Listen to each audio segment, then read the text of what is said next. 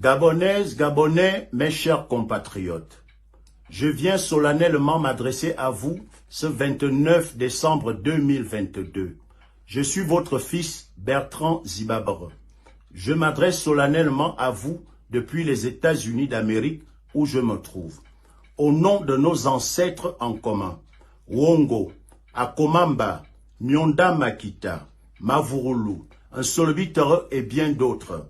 Au nom de nos martyrs, Alphonse Laïgui, Manza, Nduna Depeno, Martine Oulabou, André Mba-Obam, au nom de Mboulobeka, Soné, Mombo Kinga matricule 001, au nom de Rinaldi Abaga, Pierre Claver Zang Ebom, Djoué Dabani, au nom de Fabien Méré, et tous les martyrs morts depuis l'avènement de la démocratie au Gabon, notre cher pays.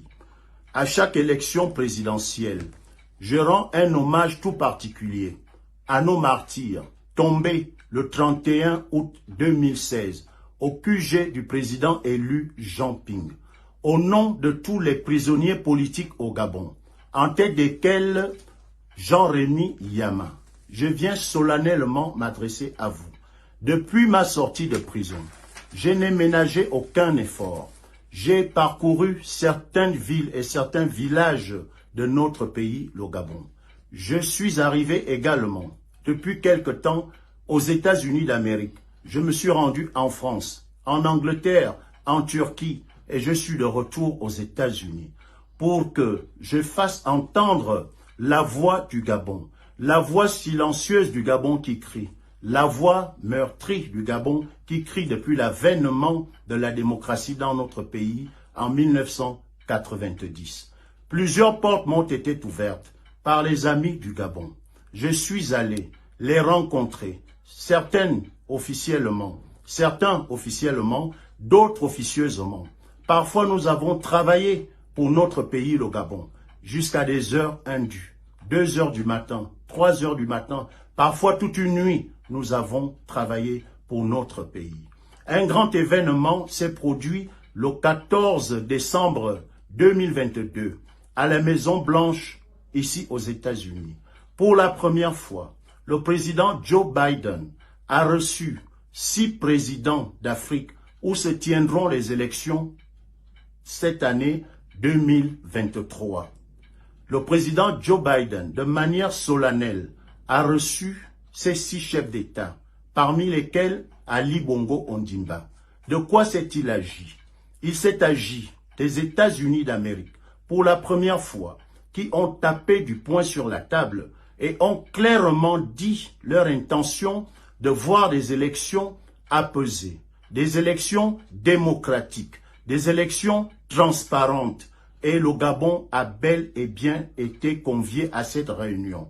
En face du président Joe Biden se trouvait Ali Bongo Ondimba. Donc, mes chers compatriotes, l'heure de la distraction est passée. Partout où je suis passé, tout le monde m'a clairement dit et redit qu'il y aura bel et bien une élection au Gabon en 2023. Loin de moi de douter de ceux qui pensent que le contraire se ferait.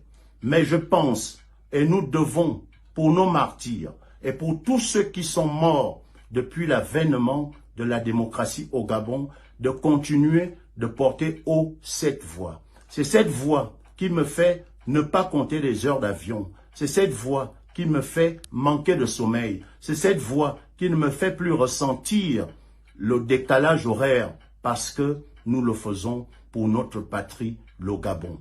Aujourd'hui, solennellement, je viens vous demander ce qui m'a été recommandé et demandé par la communauté internationale.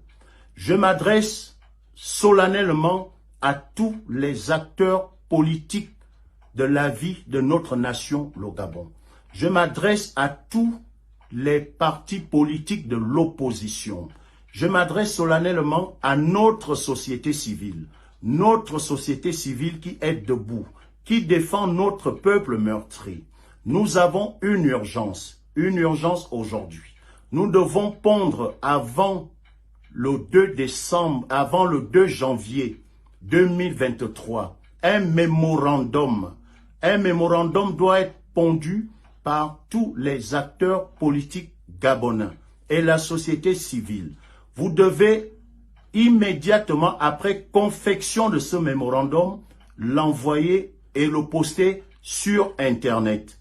Nous avons urgemment besoin de ce mémorandum. De quoi s'agira-t-il? Ce mémorandum parlera du déroulé des élections en République gabonaise, de la confection de la liste électorale, en passant par tout le processus électoral. Et vous terminerez par un annexe qui sera joint à ce mémorandum, qui aura les noms de tous les acteurs qui composent ou du moins qui participent à l'élaboration du processus électoral au Gabon. Donc, en tête desquels la Commission nationale électorale, la Cour constitutionnelle, le ministère de l'Intérieur, et ensuite, pour terminer, tous ceux qui participent ou de près ou de loin au processus électoral au Gabon. Vous devriez et nous devons avoir en annexe tous les noms. Janvier 2023, un mémorandum doit être pondu par tous les acteurs politiques gabonais et la société civile. Vous devez immédiatement après confection de ce mémorandum, l'envoyer et le poster sur Internet. Nous avons urgemment besoin de ce mémorandum. De quoi s'agira-t-il? Ce mémorandum parlera du déroulé des élections en République gabonaise, de la confection de la liste électorale, en passant par tout le processus électoral. Et vous terminerez par un annexe qui sera joint à ce mémorandum, qui aura les noms de tous les acteurs qui composent ou du moins qui participent à l'élaboration du processus électoral au Gabon.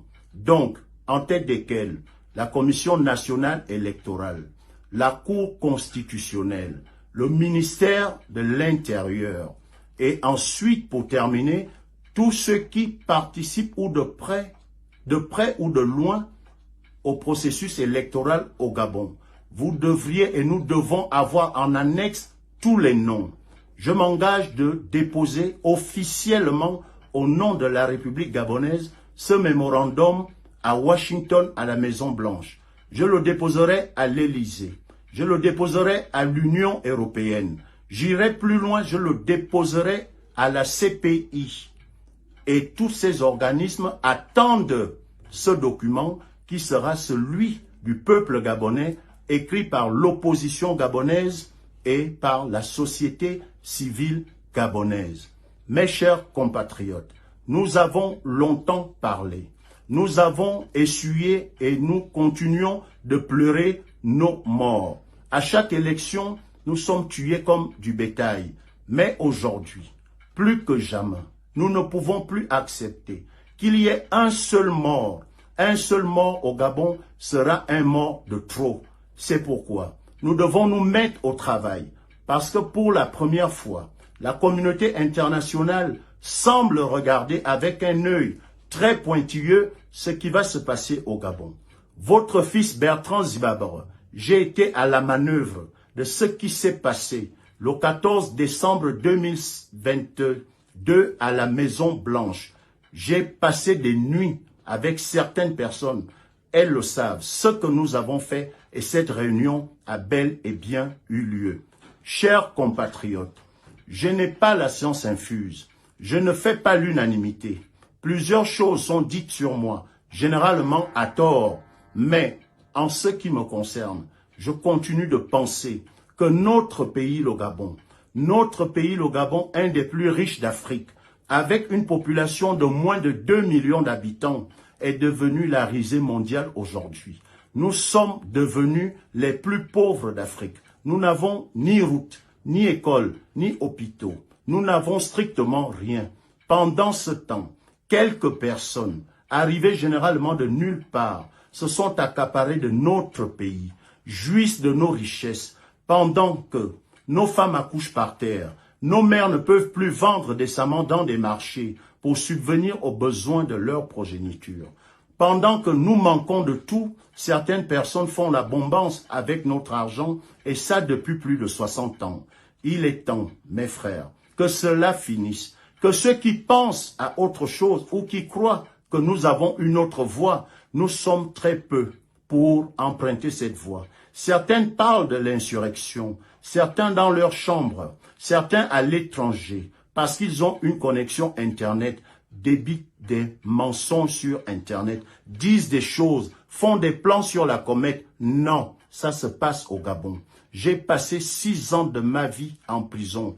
J'ai été sauvagement torturé. J'ai vu plusieurs morts à la prison centrale de Libreville. Le monde entier le sait. Mais pour moi, nul besoin de baisser les bras. Je continue de penser à un meilleur pour nous tous. Un avenir radieux pour nos enfants.